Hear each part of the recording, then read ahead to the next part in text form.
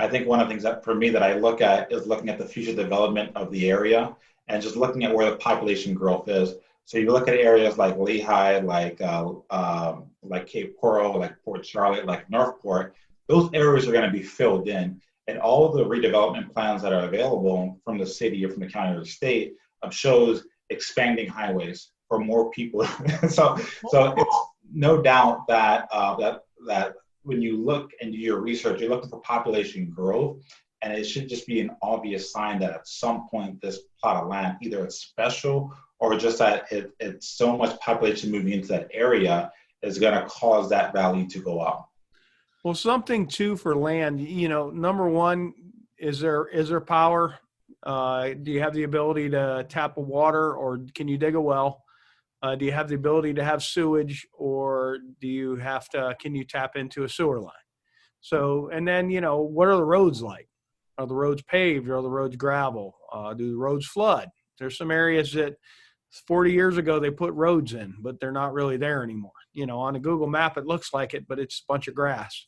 There's a little neighborhood in North Fort Myers where part of it is kind of going back to nature, and people own the lots and they trade the lots, but nobody's building on those lots. There's some stuff on Northport, the other side of the interstate, where they don't have power lines. Because I crack up because there's a guy marketing some on Craigslist as off the grid building sites. The irony is, I think he's asking $3,500, and you should be able to acquire the no power lots for $1,000 all day.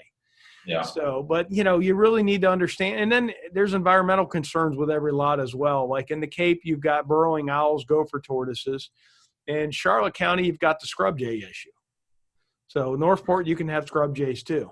So, and big thing that until you go to build on it, you don't realize it is elevation and the elevation of the lot, because fill dirt's expensive, and then vegetation.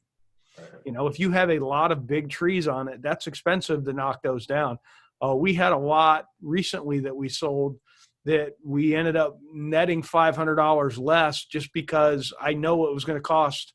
A typical lot was $1,500 to clear for building. This lot was going to be $4,500 because of the amount of big trees on it, which you think they're beautiful, but when you're building a duplex, it's you don't want it, so they're going to take it down. So you really need to understand, and then every lot will have some sort of weird environmental, whether it's an owl or a scrub jay or something, or a gopher tortoise. Yeah. And they have something completely different in Ottumwa, Iowa, I promise you, some boll weevil or something that you can't. So you really, that's why buying land is a very local decision. And you really need some boots on the ground to get it.